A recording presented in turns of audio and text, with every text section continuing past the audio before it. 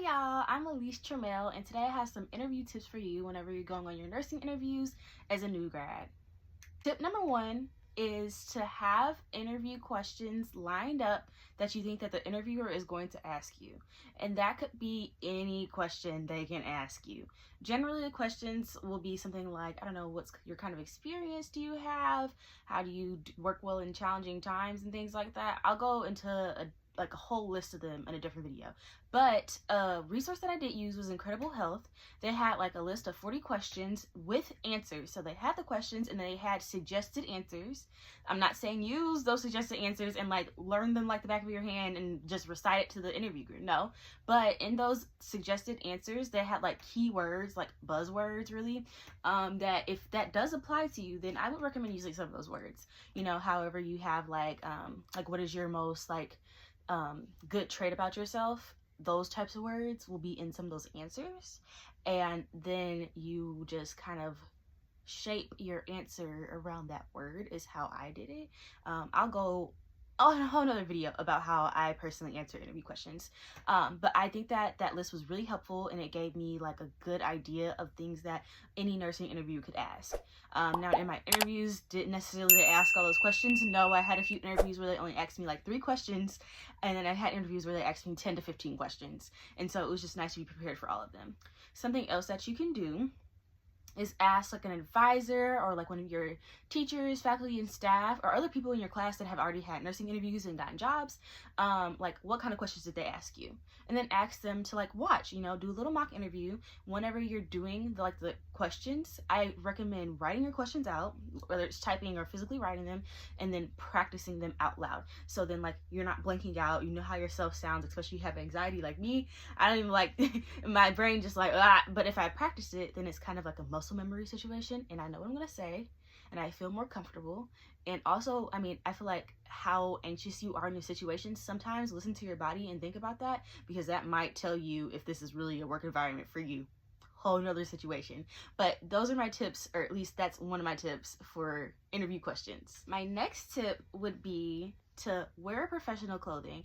And now this could be whatever professional is for that facility.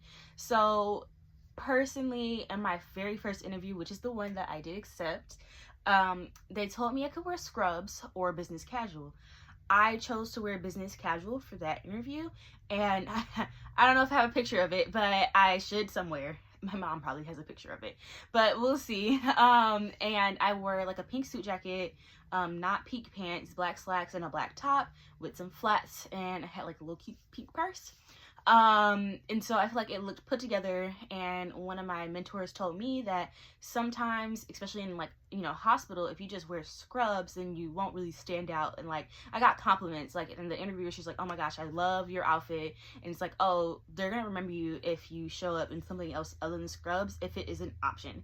And so that's what I'll say next, is that for my next interview and all the interviews after that, I shadowed immediately after or before my interview, and so I did have to wear scrubs. And so you could take this how you want to take this, is that for one of my interviews I did wear pink scrubs and I never get to wear them again, but also, you know, they're gonna remember, oh, that girl had pink scrubs on, that girl had purple scrubs on, you know, like, because I did that in a different interview. I went on 4 interviews, and the 3 I wore scrubs, and I wore different color scrubs for each of them.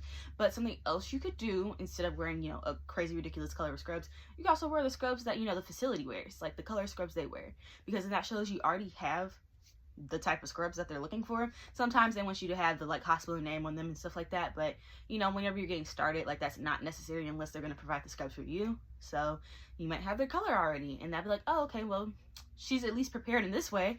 But definitely make sure your scrubs fit, you know, no loose or super tight scrubs. You know, look clean, have your hair done, of course. And you know, professional hair is not however you want it. For my second interview, I had my hair out in afro. That was it. I was like, this is what y'all are getting, and you know, hopefully that didn't influence your decision in any way, but I will say that that is what I wore. And then for my first interview, I had it in a bun, and then after that I just had this already. So this is what it looked like. But that is my tip for professional wear. You know, kind of listen to what they say, and then of course, like if you have to shadow after, you need to wear scrubs anyways. But if you don't have to shadow after, I would really consider, you know, trying to stand out from the crowd and wearing a nice business casual outfit if you have one. But I don't recommend going out and buying one if you don't have one. So that is my second tip. Tip number 3 would be to bring a pad folio.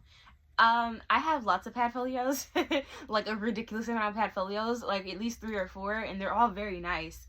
I would bring, if you have one from your school of nursing, bring that one. If it says blah blah blah school of nursing, bring that one. And you know, have your resume inside of it. Also, if you have like a list of questions, that's the next one. If you have a list of questions that you're going to ask the interviewer, I would bring that with you. You don't necessarily have to pull it out, but sometimes it just feels more comfortable, and you know, maybe they might like if you pull it out, but you know, I think that it's just nice to have with you. But always have extra resumes just in case they don't have your resume out. Almost all of my interviewers, at least 3 of the 4 of them, already had my resume printed and like in front of them. But you know, if they don't, or they're like, oh, let me go print the resume, like, you know, I forgot, you know, you have them right there, hand it to them, you're prepared. And then you can have like a pen in there. If they're as big as mine, you can have a pen in there. You can have if you have a business card, you know, I think that's not as necessary, but you know, it's interesting. But a lot of them gave me their business cards, and so I could just put it in there instead of like shoving it in my pocket or like in my purse and forever forget about it. So I think that having Padfolio just kind of looks more professional, and it made me feel a little bit more comfortable, just a little bit. I only used it for one of my interviews. After that, the one that I really accepted, after that, the interviews were kind of just for funsies, but I definitely recommend it. So something else you can do, this is tip number 4, I believe. Something else you can do is make sure you also have a list of questions to ask them. I think I alluded to it last, you know, in the little last section, but definitely have questions for them. The more interviews I went on, the more tired I was kind of getting of asking the questions towards them. Don't do that. But at this point, I had already accepted a position. I also didn't tell them that. But, you know, I'm going on the interviews. You know, it's always good practice, even if you've accepted a position. Definitely just go kind of look at the units, especially if they're offering shadowing in a hospital that you haven't been to before.